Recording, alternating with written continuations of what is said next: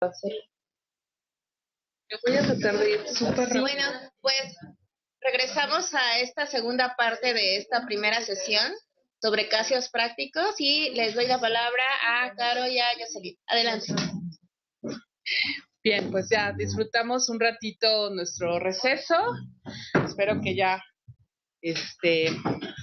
hayamos tomado mucho oxígeno para estar atentos a lo que viene. Voy a tratar de irme rápido porque es una presentación y no quisiera aburrir más, sino que realmente nos centremos mucho más en los casos prácticos y posiblemente algunos temas que yo voy a mencionar ahora, que quizá ya los hayan revisado a lo largo de los módulos anteriores, entonces tampoco no me quisiera tardar mucho.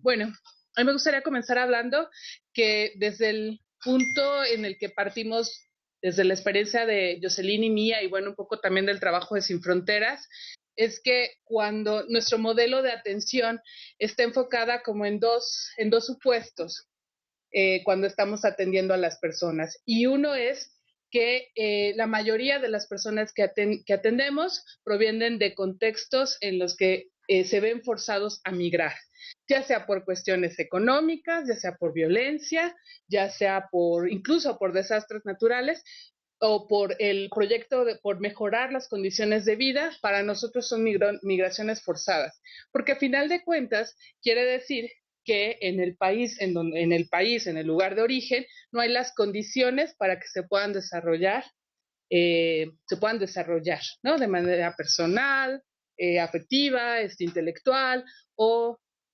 a nivel de relaciones interpersonales. Y otro común denominador que encontramos en las poblaciones que atendemos es que provienen de contextos de violencia, ¿sí? Y de contextos de violencia, entendiendo que puede ser violencia directa, es decir, que hayan sido víctimas de agresiones directas, físicas, psicológicas, pero también de la violencia estructural, los contextos en los que se encuentran, ¿no? Por ejemplo, la falta de servicios públicos, ¿no? La falta de acceso a derechos como salud, educación, justicia.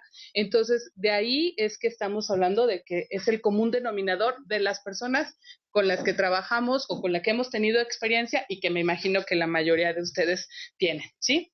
Por favor, José. En ese sentido, hablamos de que tanto antes o durante o después o incluso o sea, cuando regresan de un movimiento migratorio se presentan algunos factores de riesgo para la estabilidad emocional. Esto no quiero decir, yo creo que supongo que ya lo han de haber revisado a lo largo del diplomado, que la migración es un problema de salud mental, ¿no? Sin embargo, hay factores que pueden de alguna manera afectar el estado emocional de las personas. Y esto pues se debe a que ya sea que haya conflictos armados, violencias, violaciones masivas a derechos humanos, tanto en país de origen o durante el tránsito, o que vivan, como nos ha tocado conocer muchos casos, secuestros, extorsiones, violaciones u otras experiencias que llamaremos traumáticas a las que se ven expuestos, ¿no? Por favor, José. En este sentido, puede haber que haya afectaciones al estado emocional de las personas, ya sea de forma inmediata, a mediano o largo plazo. Eso también es importante tenerlo en cuenta porque muchas veces podemos suponer que una persona que ha sido víctima de una violación, por ejemplo, tiene que llegar de cierta manera con nosotros. Y cuando no llega con esas características, de repente hasta nos sorprende o hasta incluso podemos poner en duda si su testimonio, si lo que nos cuenta es real. Y eso tiene que ver con que a veces es los recursos o de la manera que le está afectando a esa persona. Entonces, no olvidar, yo siempre pongo un ejemplo porque es el que más me parece que ha sentido. Yo tengo un caso de un refugiado guatemalteco que cuando llegó aquí, fue muy activo, o sea, venía de una situación de violencia bastante fuerte, pero cuando llegó aquí se puso a trabajar, super pilas, encontró, bueno, del apoyo que nosotros le dábamos, encontró, compraba discos y piratas y los vendía, ¿no? Aunque no estamos de acuerdo en la legalidad del hecho, pero bueno, al final de cuentas era cómo se movía, ¿no?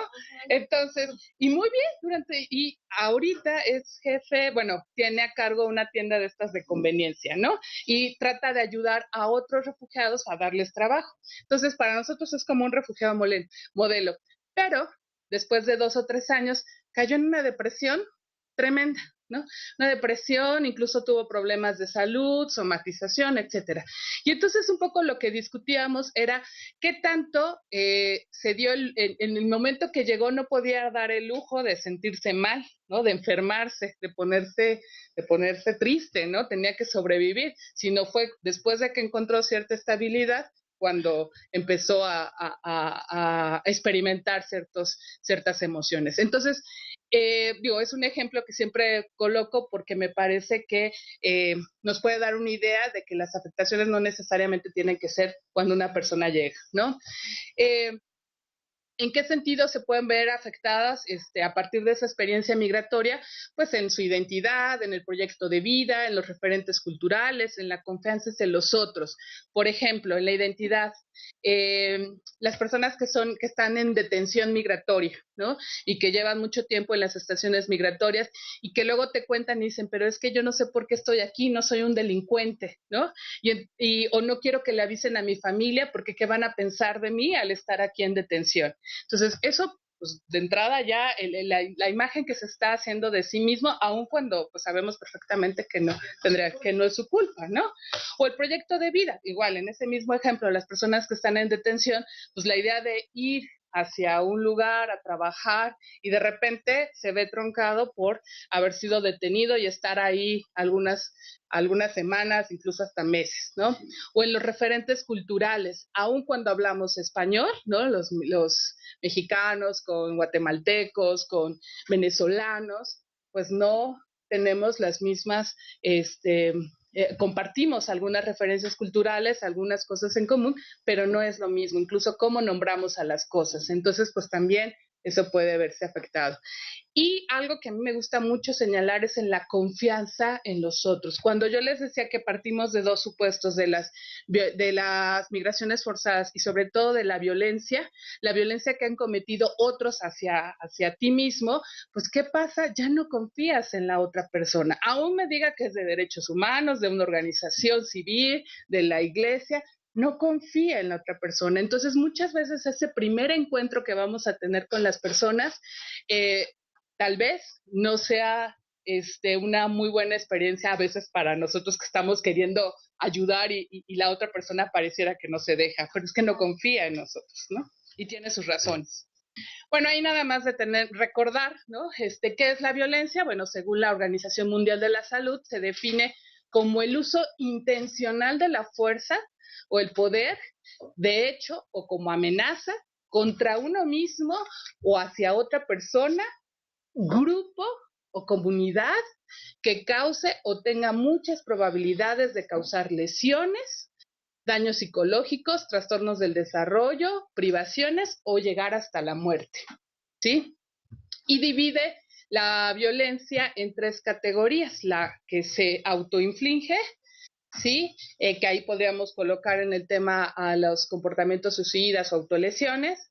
Y bueno, eso a lo mejor será bueno que lo ejemplifiquemos, ¿no? Quienes nos hemos enterado de casos de personas que en detención han intentado suicidarse o incluso lo han logrado, lo han llevado a cabo, ¿no?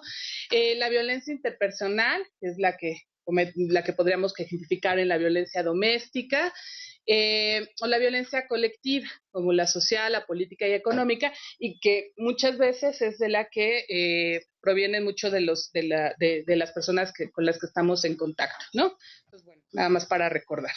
Ahora, a nivel psicológico, ¿qué impacto tiene esta violencia en las personas? Puede generar estrés, crisis, duelos, bueno, pérdidas y llegar a duelos, y algo que llamamos trauma, ¿no? Y que yo creo que ya lo vieron también un poco, pero más para hacer un repaso, por favor. El estrés, bueno, todos estamos de alguna manera sometidos a estrés siempre, ¿no? Y estamos, y la migración, el hecho de estar en otro lugar, pues coloca también en una situación de estrés y no lo debemos de olvidar. Entonces, siempre que vamos a tener a una persona frente a nosotros, seguro tiene un nivel de estrés alto, ¿no?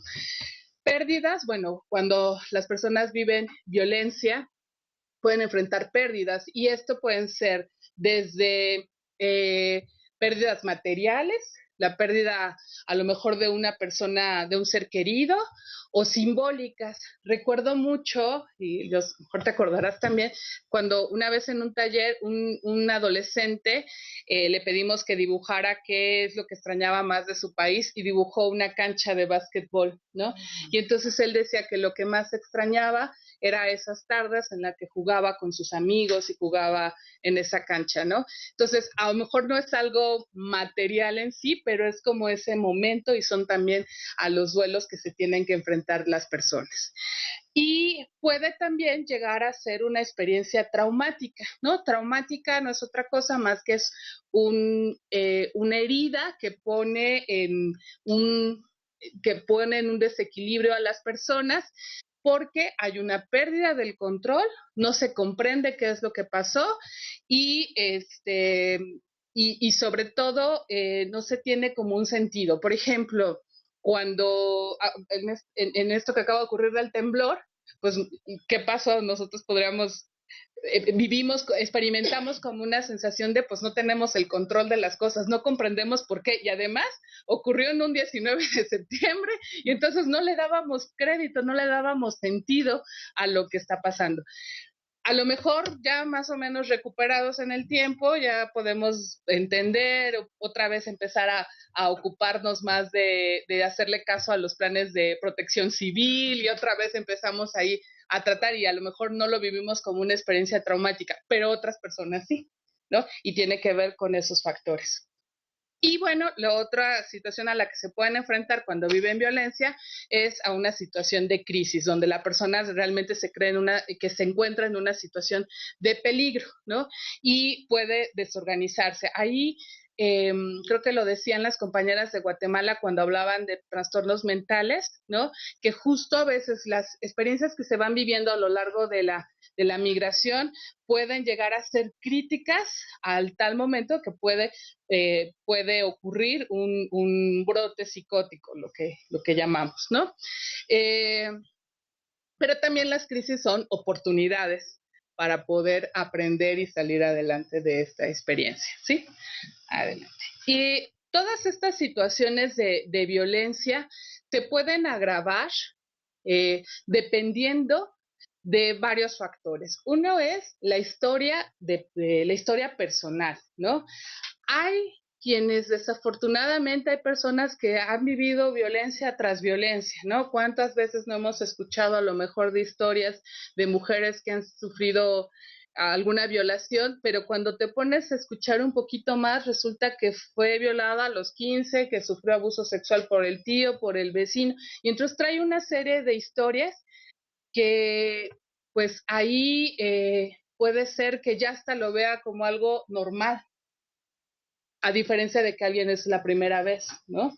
O que tiene que ver con la relación que tiene con la persona. No es lo mismo que sea un abuso por parte de un familiar y de un ser querido a de un completo extraño, ¿sí?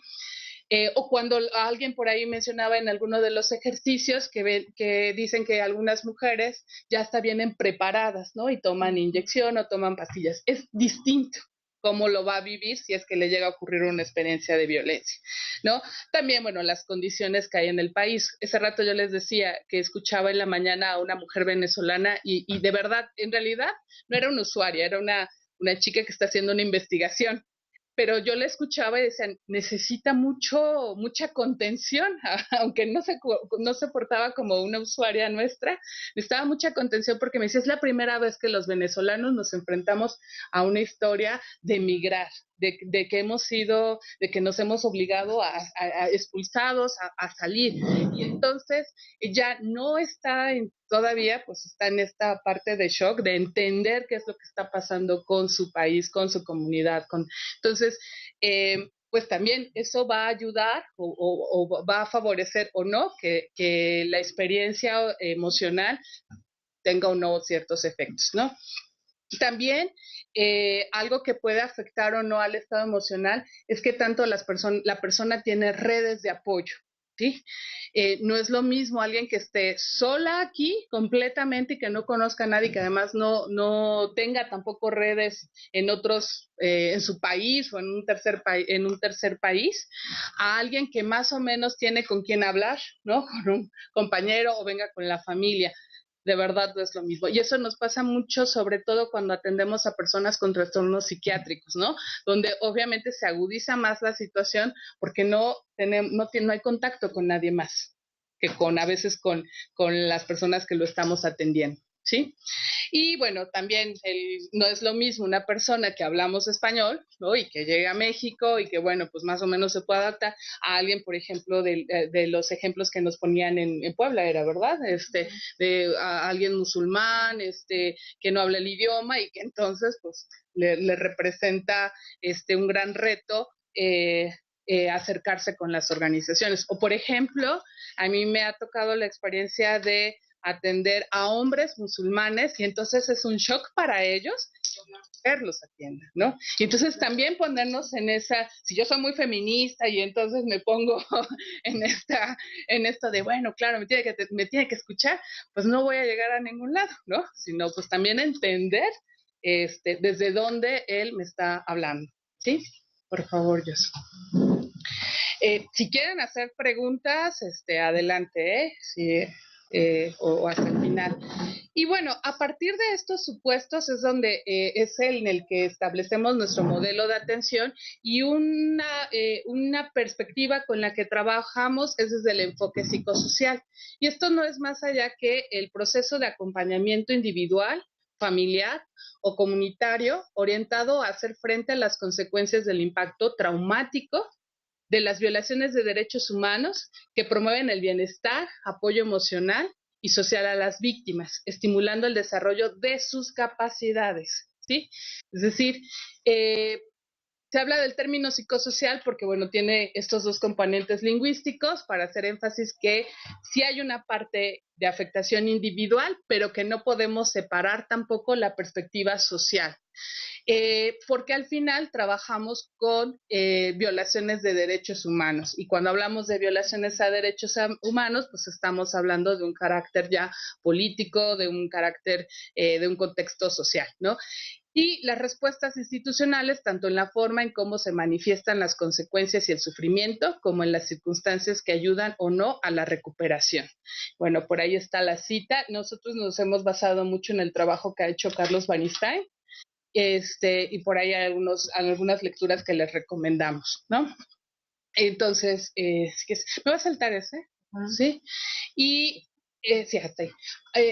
El enfoque psicosocial establece una serie de principios básicos con los que todas las personas que trabajamos con víctimas tenemos que considerar, ¿no? Les decía al principio, no hay recetas de qué sí o qué no hacer, pero sí hay como algunos ingredientes que son fundamentales y que no podemos perder de vista. Y uno es que cuando establecemos una relación con la persona con la que vamos a trabajar, pues no quiere decir que porque yo soy una defensora de derechos humanos y él es el migrante y es la población objetivo de mi organización o de mi trabajo, ya quiere decir que ya todo está dado, ¿no? Sino hay que establecer un vínculo de confianza y reciprocidad, es decir, de respeto mutuo, ¿no? O sea, yo respeto a esa persona por ser otra persona que está de frente de mí, porque no la conozco. Y esto es fundamental, bueno, aquí puse algo que se me fue, pero bueno, es fundamental para llevar a cabo un proceso de acompañamiento legal. Es que esta la usé para otra presentación, pero, pero también para el acompañamiento legal, social o todo el acompañamiento que podamos realizar, ¿sí? Entonces, algunos elementos básicos para establecer esa relación es la escucha. escucha, y escuchar no es sencillo, no es nada más de no hablo, sino realmente poder en, eh, con todos mis sentidos, con el oído, con la vista, hasta con el tacto, con todos los sentidos, poder entender, ¿no? Lo que la otra persona, escuchar lo que me está diciendo la otra persona. Empatía. Y la empatía es un término que en algunos espacios se ha discutido mucho, ¿no? Porque qué tanto me pongo, qué tanto, bueno, conceptualizamos en la empatía como ponerme en los zapatos del otro. Pero al final jamás vamos a estar en el lugar de la otra persona, ¿no? Entonces lo que tratamos es más o menos de acercarnos o de tratar o de suponer cómo podríamos sentirnos si estuviéramos en esa situación. El respeto a la otra persona, a la diversidad, ¿no? Eso creo que es también un elemento básico, ¿no? Al saber que somos diferentes y que eso no significa mejor o generalmente utilizamos más esas cualidades, ¿no? Mejor o peor, o quién es más o quién es menos, ¿no? Sino es la otra persona, la otra visión. Pues contar con una visión integral, eso viene justo a lo anterior, de poder tener como una mirada de diferentes. Cuando estamos trabajando en este tema, bueno, y en cualquier otro tema de derechos humanos, creo que también tenemos que tener una responsabilidad de poder conocer de otros espacios, de otros contextos, y no solo quedarnos en nuestro cuadrito, ¿no? Sino poder entender todo lo que está ocurriendo a nuestro alrededor. Y sobre todo ser muy claros de qué sí o qué no puedo hacer o no puedo hacer. ¿Sí? Por favor. Aquí también algunos conceptos que también tenemos que tomar en cuenta es, bueno, yo estoy hablando de víctimas de violaciones a derechos humanos y que les hablaba de que, bueno, el modelo de atención con el que hemos trabajado habla sobre violencia y sobre víctimas, pero también entender que víctimas lo usamos mucho por el contexto de defensa de derechos humanos, pero no desde un lado de pasividad, ¿no? De ser pasiva, de que una persona víctima es pasiva, ¿no? O que ya todo le tenemos que hacer, sino justo desde esa lógica para poder hacer una defensa de derechos, a lo mejor para poder argumentar la reparación de daños cuando están trabajando sobre todo los abogados, pero eso no significa que sea una persona pasiva, ¿sí? Y ahí también cuando hablamos de personas víctimas de violencia, también entender y sobre todo cuando trabajamos con un equipo legal, entender los diferentes sentidos de la justicia, ¿no? Por ejemplo, es muy común cuando estamos en casos de mujeres que han sido, bueno, de mujeres o personas en general que han sido víctimas de violencia sexual, decir que denuncia, ¿no? Y eso es lo que buscamos, la denuncia y que vaya al MP y todo. Pero también entender que no necesariamente esa es una forma de justicia que quiere la persona. Sí, es lo que nosotros buscamos a lo mejor como organización y como para poder documentar, pero no necesariamente es lo que ella quiere. Diferentes sentidos del tiempo y los procesos, ¿sí? Un ejemplo, nosotros llevamos casos también de personas que están en detención y entonces, pues, yo les digo, en el equipo sabemos perfectamente todo lo que estamos haciendo, ¿no? Los abogados están haciendo los recursos y están yendo a ver con migración o con la Comar, todo lo que tienen que preparar para que pueda salir esa persona. Y sabemos que cada día estamos haciendo una acción, pero la persona que está en detención vive otro tiempo, ¿no? Vive otro tiempo más largo y no sabe precisamente el tiempo. Para nosotros decir 15 días es muy distinto los 15 días que nosotros estamos haciendo acciones, estamos haciendo algo, que los 15 días que la persona está en detención. Entonces, en ese sentido tenemos que tener muy claro cómo se viven los tiempos de cada quien, ¿no? Y ahí una sencilla llamada, ¿no? De te voy a llamar cada tercer día, ayuda mucho. A lo mejor aunque no le digamos nada, solo dijimos, bueno, hoy presentamos un escrito, ¿no? O hoy no tenemos ninguna notificación, pero ya el saber que estamos haciendo, que la persona, que tener en cuenta que los tiempos se viven de manera distinta, ¿sí? Y pues también estar preparados para todos los conflictos que se pueden presentar cuando estamos atendiendo a una persona, ¿sí? Al final es una persona como nosotros, como cualquiera de nosotros que estamos aquí, donde tenemos, pues, la situación común es la migración, pero igual tiene muchas dudas, temores, miedos de la vida en general, ¿sí? Entonces no perdamos de vista que la persona a la que estamos atendiendo, la víctima, es una persona, ¿sí? Y a eso nos referimos con humanizar a la víctima. Eh, algunos principios de atención también básicos es no abrir procesos que no se seguirán, eso es importantísimo. O sea, si yo no voy a atender a una persona, o no voy a poder atenderla más tiempo, pues mejor no pregunto más allá de lo que debo de saber para atender de manera individual. Tenía yo una maestra que decía, no despertar a los perros durmientes, ¿no? Entonces, para qué lo busco si no me voy a enfrentar a ellos, ¿sí? Y por otro lado, bueno, pues la construcción de la confianza. Y la confianza se va construyendo pues poco a poco, a partir de ser muy claras también con el manejo de expectativas, con lo que sí podemos hacer o no podemos hacer. O sea, hay muchos elementos que podríamos ir construyendo desde los modelos de trabajo que cada quien hace, cómo vamos a recuperar esa confianza. Manejo de la información y de expectativas, insistir mucho, ¿no? Que sí podemos y que no podemos hacer. Por ejemplo, cuando hablamos de sí denuncie, también decirle a la persona, o sea, sí denuncia, pero en el MP se van a tomar un tiempo, van a pasar unas horas, no necesariamente es que van a salir los policías de ministeriales, ¿cómo se llaman ahora? ¿No? A investigación, a investigar y ya automáticamente se va a reparar el daño. No. ¿Sí? Entonces, eso lo tenemos que aclarar desde el principio. No estigmatizar, no pensar que por el hecho de que es una mujer que fue víctima de violencia sexual, ya está en una situación vulnerable o ya es una víctima pobrecita o no puede hacer nada más. No.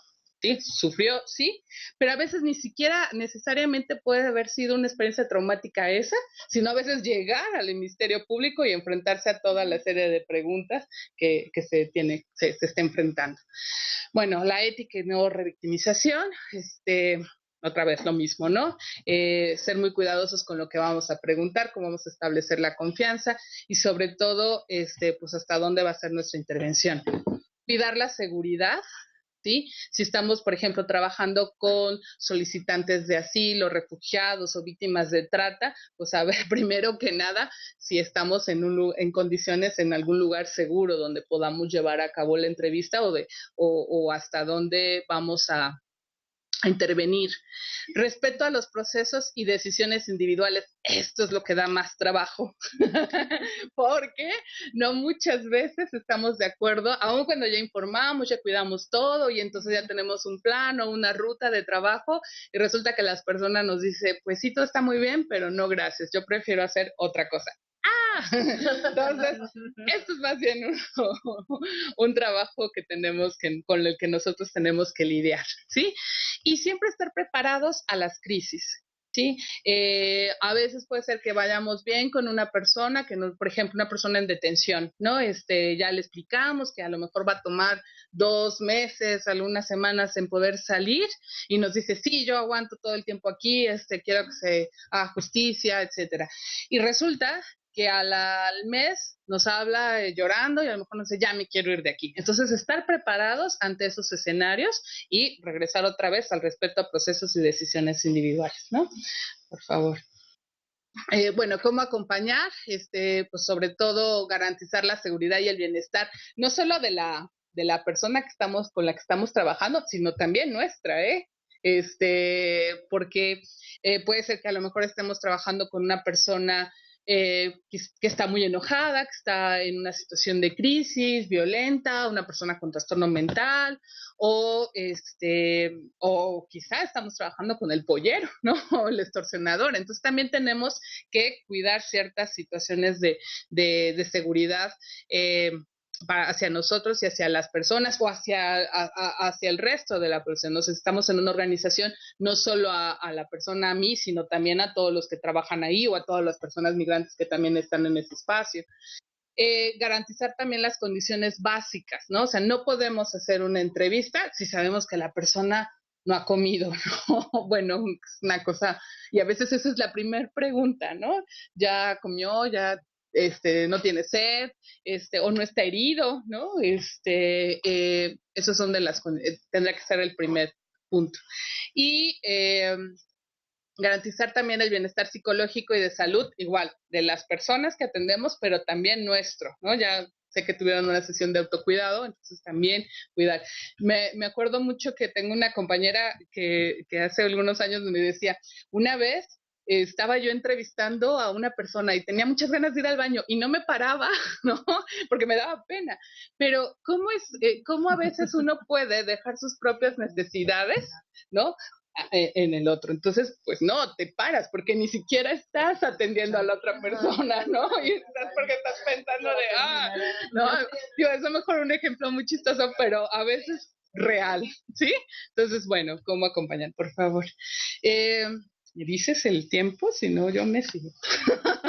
¿Cómo acompañar? Bueno, también ahí al final las personas tienen muchas veces muchos temores, muchos miedos y entonces también tratar de irlos, de estar consciente de ellos, de que se van a presentar y no tenerle miedo nosotros también al hablarlos, ¿no? Al hablarlos, al decir también no sabemos qué hacer, ¿no?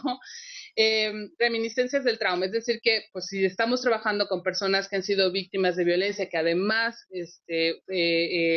podría, quizá desarrollaron un estrés postraumático, pues muchas veces nos vamos a estar enfrentando a que la persona esté recordando lo que vivió, ¿no? Y entonces estar preparados también para atender esto, ¿no?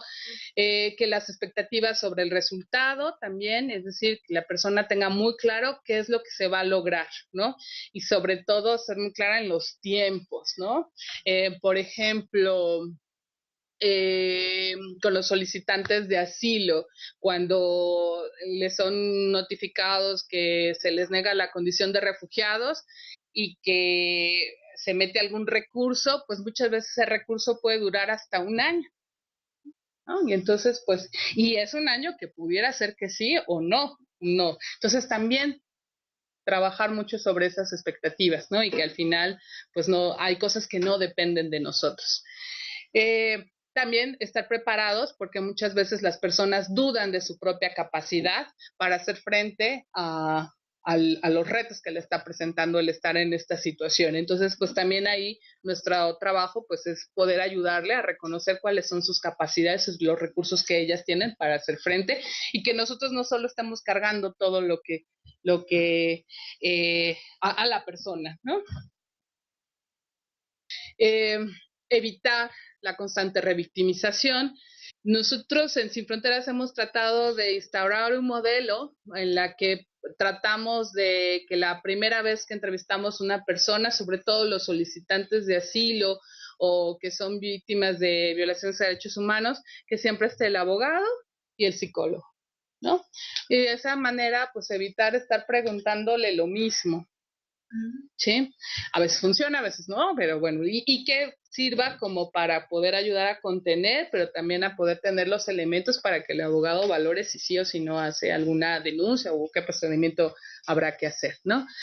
También cuando trabajamos con personas que han sido víctimas de violencia, hay cierta inestabilidad en la relación, por lo que ya habíamos hablado antes, ¿no? O sea, de que hay muchos miedos, hay muchas crisis, hay preocupaciones. Finalmente, nosotros tenemos muy claro cuál es el objetivo cuando estamos trabajando con un caso, pero pues, la persona también está pasando por su propia experiencia de no tener trabajo, a lo mejor de no saber en dónde va a vivir, entonces pues eso puede generar cierta inestabilidad en el acompañamiento, ¿no?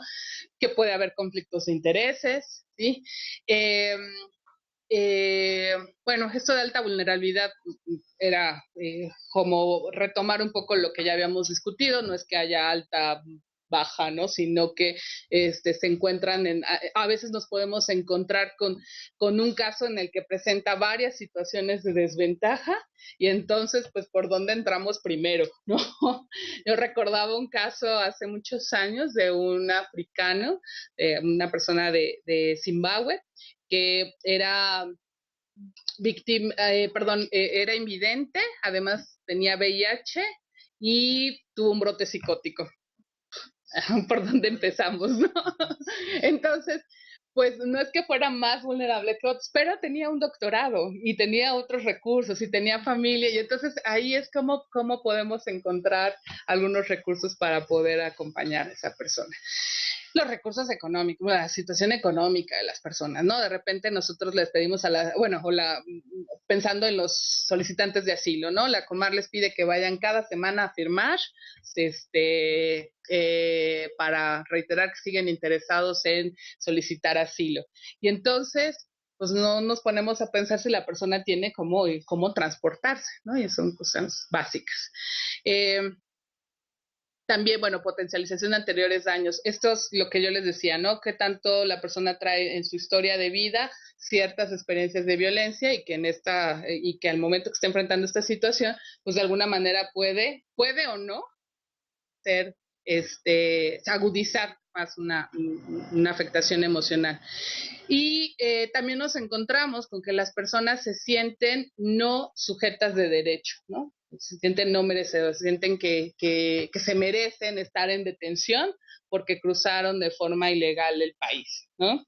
Entonces, pues ahí también hay que hacer un trabajo de empezar a decir, sí, claro, tienes una falta administrativa, si cometiste una falta administrativa, pero eso no significa que seas menos o más una persona, ¿sí? No me voy a meter mucho en este concepto porque lo vamos a hablar después. Ya para ir cerrando, bueno, con todos estos elementos y con lo que ya ustedes trabajaron en las sesiones anteriores, pues cada vez que vamos a trabajar con una persona, pues hay que establecer una ruta de atención, ¿sí? Y esa ruta de atención, pues nos las va a ir dando la entrevista que vamos a tener con esa persona, con qué recursos contamos, ¿no? O con qué no contamos, pero poder ir desarrollando pues ese esquema, ¿no? Saber cómo va a ser nuestra intervención. Si creo que no es hoy, creo que eso lo vamos a ver la siguiente semana, pero traemos por ahí un esquemita en qué momento tenemos que intervenir, de qué manera, ¿no? En qué momento ocupamos los primeros auxilios psicológicos, en qué momento sí ya es un caso para ir a lo mejor a una psicoterapia especializada, en qué momentos solo se requiere solo orientación o información, y en qué momento más bien este trabajo que yo les decía, todas estas recomendaciones que les hacía hace unos momentos, tiene que ver más bien con ese acompañamiento psicosocial, ¿no? Que no es que estemos haciendo una intervención concreta, sino que es un proceso de más largo tiempo, ¿no? Me voy a saltar esa parte. Y bueno, no sé si me imagino que revisaron estos primeros auxilios psicológicos, ya, entonces no los saltamos. No se los salto. ¿Lo recapitulamos? Es que pensamos que era lo que más ya había escuchado. Nos van a alucinar cuando lleguemos. Vamos a hablar. Sí, no, ya. La traemos por si las dudas. Bueno, no, la aplicación de los primeros auxilios psicológicos, pues lo que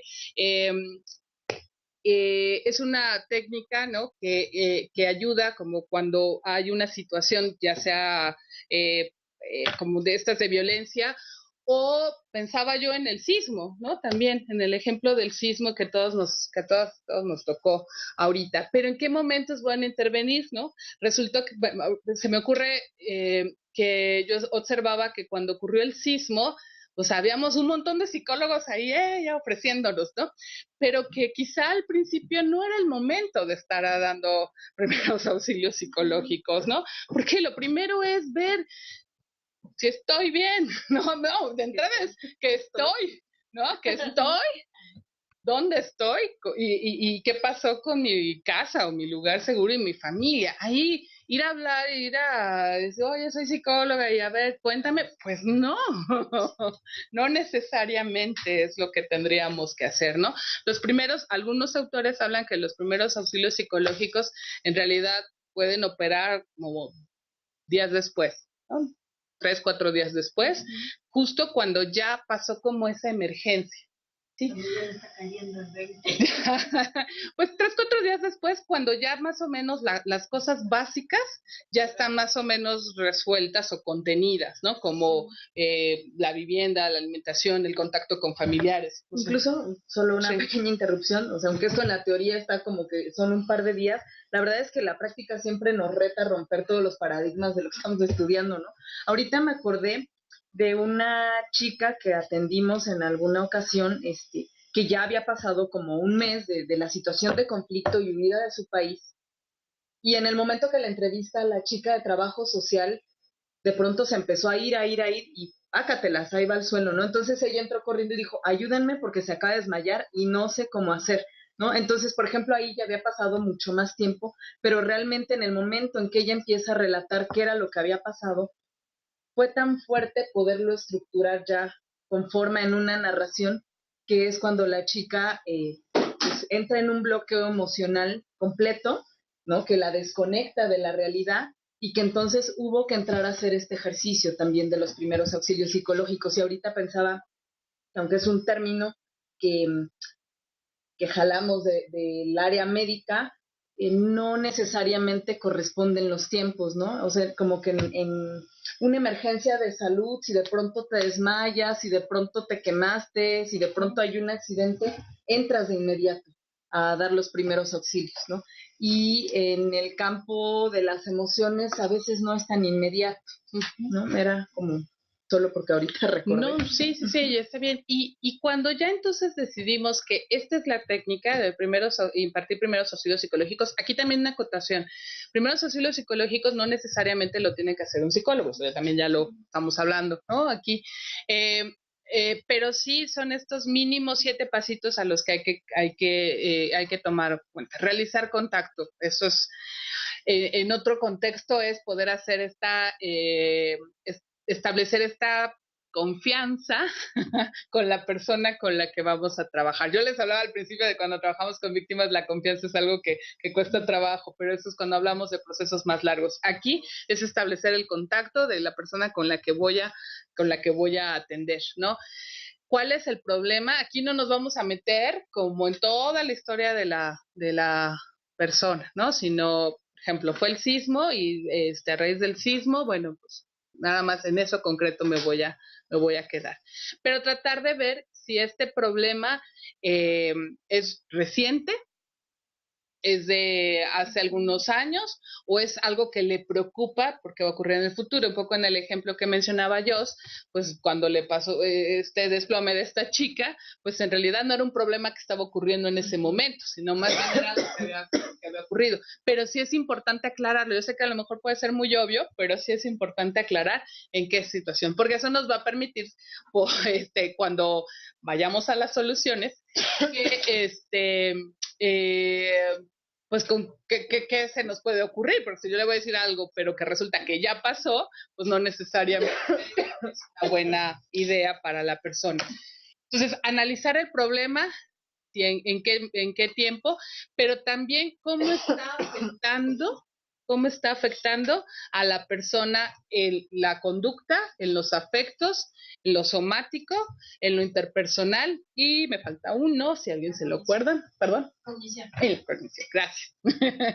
Entonces, poder explorar un poquito eso, es decir, si ese problema ha modificado cierto comportamiento, por ejemplo, que coma más, ¿no? O que empiece a beber, o en el afecto que se sienta más triste o más enojada, o en lo somático es que empiece a tener más problemas de salud o no, o en lo interpersonal es que pues ya no quiera ver a nadie, o en lo cognitivo es que sus pensamientos ahora estén más, sean más catastróficos, ¿no? Por ejemplo. Entonces, eso es importante cuando estamos ante una situación en la que vamos a utilizar los primeros auxilios psicológicos, cómo vamos a intervenir.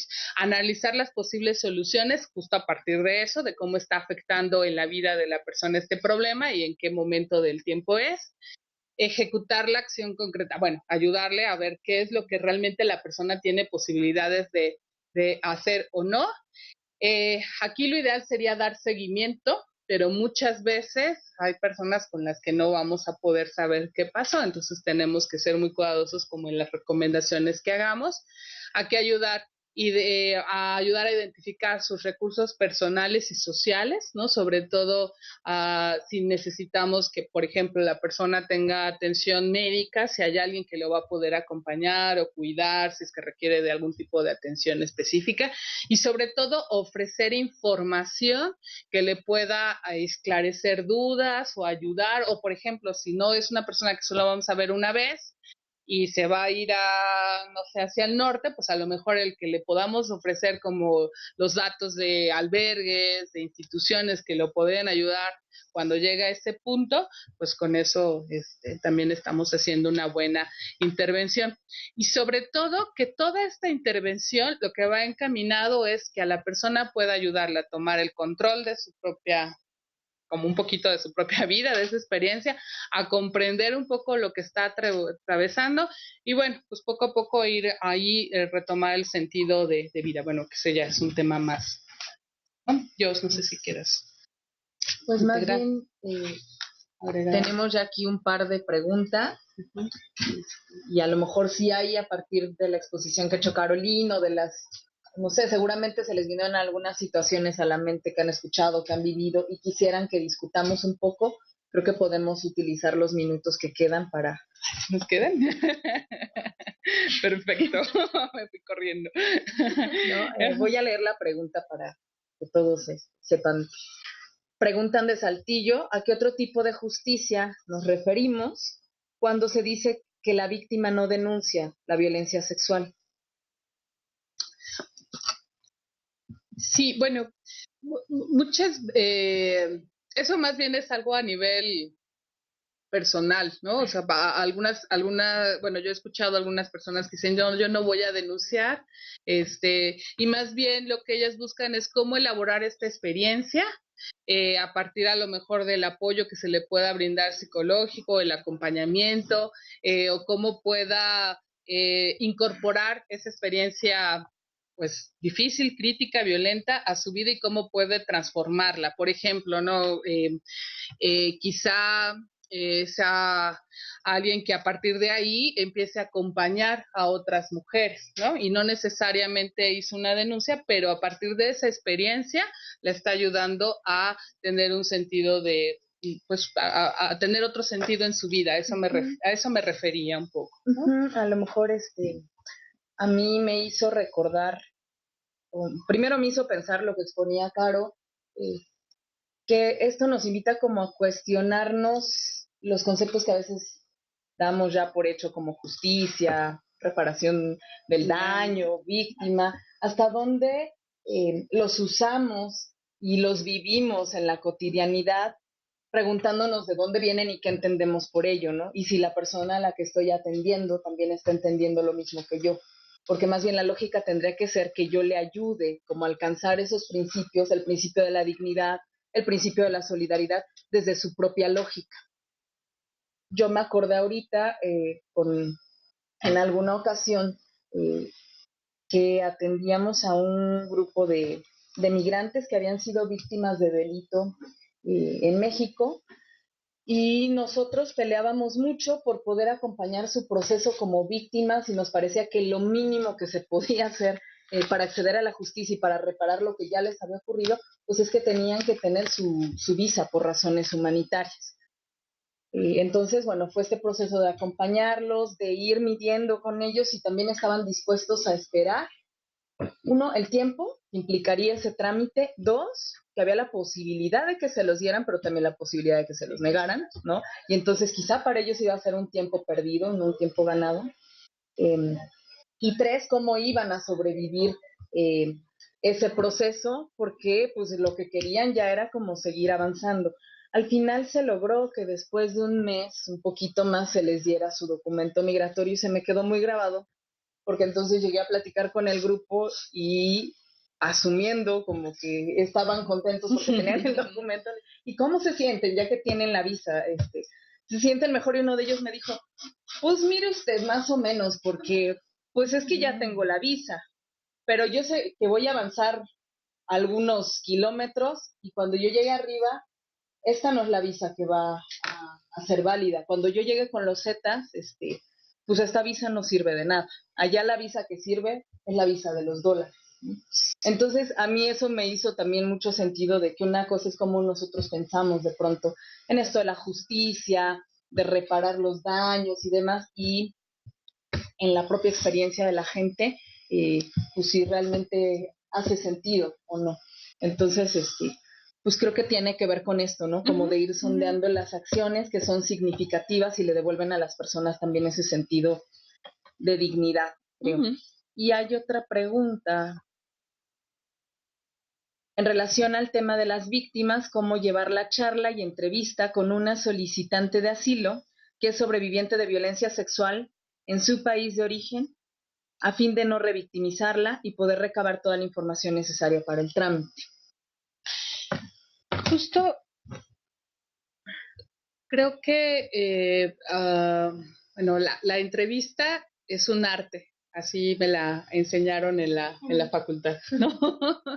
Entonces, y es un arte porque, pues, va a depender mucho como de esta habilidad que vamos a ir desarrollando, ¿no? Al principio, bueno, siempre en realidad a veces la vamos a regar, ¿no? Nos vamos a equivocar, la idea es que sea menos, y tener muy claro cuál es el objetivo de esa entrevista, ¿no? ¿Qué es lo que realmente vamos a buscar en ese primer encuentro? Y tener muy claro cuál, en ese sentido, qué es lo que vamos a, si realmente importa preguntarle la experiencia de violencia sexual que sufrió, o eso no es relevante en ese momento de esas primeras entrevistas, sino que va a ser algo que quizá va a ser después. Entonces, sí tenemos que tener muy claro cuál es el objetivo de la entrevista. Aquí va a ser muy importante el encuadre, ¿no? Que es decir, cuánto tiempo vamos a estar, quiénes vamos a estar en esa entrevista, para qué y el objetivo, ¿sí? Y sobre todo permitirle a la persona que nos vaya contando lo que la persona nos quiera contar. Obviamente nosotros ir haciendo nosotras tenemos que prepararnos ante esa entrevista, por eso es importante el objetivo, ¿no? O sea, ¿qué es lo que buscamos? Si nuestro objetivo es que realmente nos cuente la experiencia de violencia porque es relevante para el caso, pues eso se lo tenemos que decir desde un principio, ¿no? Yo sé que es una experiencia difícil, lo que te voy a pedir, o que me narres, pero es importante para esto y para esto y para esto y para el otro, ¿sí? Pero se lo decimos desde el principio. Si no es relevante en ese momento de este primer encuentro, no tenemos por qué preguntar, ¿no? Solo el objetivo de nuestra intervención.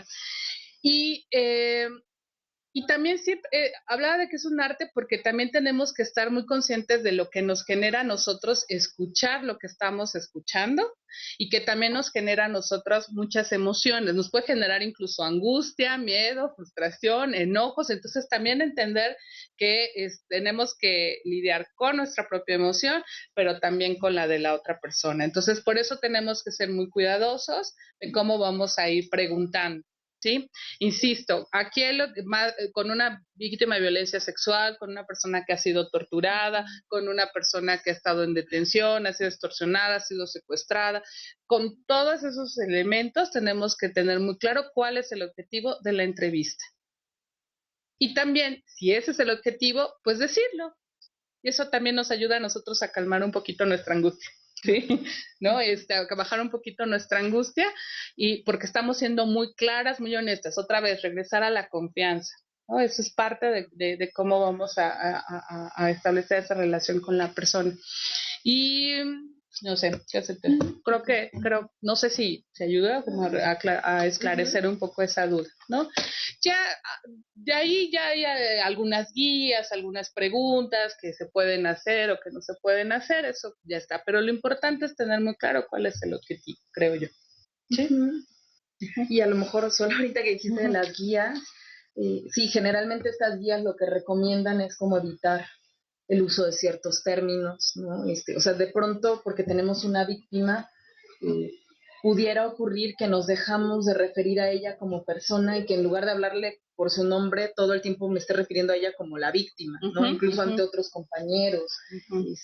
Entonces, como ese tipo de situaciones, no reducirla como a la víctima que fue violada o a la víctima que fue torturada, sino regresar siempre al asunto de la persona, porque eso también le genera mucha más confianza a la persona que está compartiendo su historia al final con nosotros. Claro, y otra cosa que también me hizo pensar es, bueno, por ejemplo, en el caso de mujeres, pues siempre se recomienda mucho que quien entreviste sea otra mujer, pero también eso hay que preguntárselo a la persona, ¿sí? O sea, no dar por hecho que porque es otra mujer ya entonces, digo, obviamente hay estudios, hay cosas que sí te dicen es mejor, pero a veces puede ser que no haya una mujer, una psicóloga, una abogada, una médico, sino pues es un hombre. Entonces lo importante es que pueda hacer la entrevista con esos elementos, ¿sí? Y no necesariamente tiene que ser. O en el caso de los hombres, por ejemplo, que también han sido víctimas de violencia sexual o personas de la comunidad LGBT, entonces a veces preguntarle, ¿se siente cómodo que yo lo entreviste o preferiría que estuviera mi compañero? Digo, si tenemos esa opción, ¿no? Pues que no la tengamos. No, soy yo, es lo que hay, no es lo que hay. Entonces, pues bueno, creo que esas serían las recomendaciones. No sé si hay alguna otra pregunta o de aquí, comentario. De aquí. Sí, una pregunta de Los Ángeles. Si pueden dar bibliografía sobre cómo prepararse para una entrevista. Sí, no la tengo ahorita disponible, pero prometido y lo anoto, porque se me olvida. De hecho, el siguiente miércoles justo hay una parte donde vamos a abordar, no podemos abordar lamentablemente todos los perfiles, pero sí tenemos por ahí algunas referencias que tienen que ver con cómo entrevistar y cómo hacer acompañamiento con niñas, cómo hacer acompañamiento con mujeres, y el otro me parece que es con personas LGBT. Por ahí está. También, pero también algo más sobre algo entrevista. Puede ser, yo lo anotamos. Entonces, ¿algún comentario por parte de aquí? ¿No? ¿Listo? Perfecto, ¿no? Seguimos. De comentario más que preguntas. Bueno, Ruth nos pregunta con esto de las guías de entrevistas y hay que no discriminen o revictimicen, pero en el caso de personas con discapacidad, si se le puede, también si tienen alguna guía que puedan compartir. Y Sergio Luna dice un comentario: algunas personas víctimas de algún delito desarrollan un proceso psicológico complejo. Se agudiza cuando la persona tiene actividades profundamente misóginas que les lleva a rechazar cualquier acercamiento con personas del equipo, sobre todo cuando son mujeres, lo que impide que se realicen los primeros auxilios psicológicos. Otras situaciones complejas se presentan en los casos de que la víctima a su vez ha sido victimario, como por ejemplo el pollero. Claro, sí, eso no olvido. Digo, yo creo que a lo mejor todos en algún momento nos hemos enfrentado a casos en donde, digo, ahorita recuerdo mucho a una familia, donde era una jefa de familia con 3 niños, y entonces, pues era solicitante de asilo, nosotros estábamos acompañados, estuvieron en detención, pero cuando estaban viviendo en un albergue, pues todos los demás se quejaban porque esta mujer pues resulta que era quien violentaba a otras mujeres, ¿no? Entonces, y incluso algunos la señalaban como que había sido pareja de un expandillero. Entonces, ¿cómo trabajas con esos casos? Eso va a ser la sesión, los retos de la siguiente sesión, continuará, ¿no? Pero se me fue la idea, algo que de lo que comentaban, de discapacidad y de revictimización. Bueno, ya. Los primeros auxilios psicológicos, al final es ponerlos a disposición. También, cuando una persona no quiere ser entrevistada, también tiene derecho. Hemos llegado a un punto, bueno, yo lo que he observado, en que estamos demasiado encima, en una sobre apoyo, ¿no? No sé cómo qué palabra ponerle, ¿no? Pero de repente está el psicólogo de aquí, el psicólogo de la institución, el psicólogo de la organización, cuando voy a no sé a dónde. Entonces de repente está sobreexpuesta a mucho tipo de apoyo. Entonces también permitirle, si nos dice que no pasa nada. Y solo a lo mejor decirle, cuando lo necesites, aquí estoy. Por ejemplo, con las mujeres víctimas de violencia, yo trabajé hace muchísimos años con ese grupo y y es muy frustrante porque, bueno, ahí es hablar de toda una dinámica del ciclo de la violencia doméstica. Y entonces, pues también había una parte en la que decíamos, bueno, aquí estamos, cuando tú lo estés lista y en tu tiempo, aquí estamos. ¿Sí? Y es lo mismo con los primeros auxilios psicológicos. Bueno, pues muy puntuales. Terminamos esta primera, es la primera de 3 sesiones, la segunda sesión es el próximo lunes en línea y la tercera y última sesión de este ciclo será el próximo miércoles 29 de noviembre. Muchas gracias. Bueno, pues que tengan buena noche, nos vemos el lunes. Antes de que se vayan, la tarea, ¿no? Había una tarea para hoy, y no hay problema que la retrasemos porque justo es todo el tema que vamos a discutir en el webinar el lunes. Entonces, si no tuvieron oportunidad de leer el caso, yo les invito a que lo hagan porque es muy corto el texto, son 5 preguntas y creo que es un ejercicio que nos va a permitir reflexionar de muchas cosas de cómo, hemos estado hablando mucho de cómo actuar, pero vamos a entrar al tema de cómo no actuar. Entonces eso es Acción Sin Daño, el lunes a las 6, ¿verdad? A las 6 los esperamos para... Oigan, y bueno, nada más como para, ya que introduciste tú, yo quería que pasaran su miércoles sin angustia, pero ya que Jocelyn lo puso sobre la mesa, los 2 ejercicios de la primera parte del trabajo final ya los debieron de haber terminado. La fecha de entrega era el día de ayer, las primeras 2 partes, entonces justo queríamos que pasara esta sesión presencial para continuar mañana con la siguiente etapa del trabajo final. Entonces, bueno, ya debieron de haber leído esos casos, pero si no los han leído y han entregado sus tareas, además de que tienen que hablar con sus facilitaciones, tienen que hacerlo, por favor, para el próximo lunes. Bueno, gracias. ¿Dije mañana? Dijiste que a partir de mañana se envía. A partir de mañana. La siguiente actividad. Desde mañana se actualiza.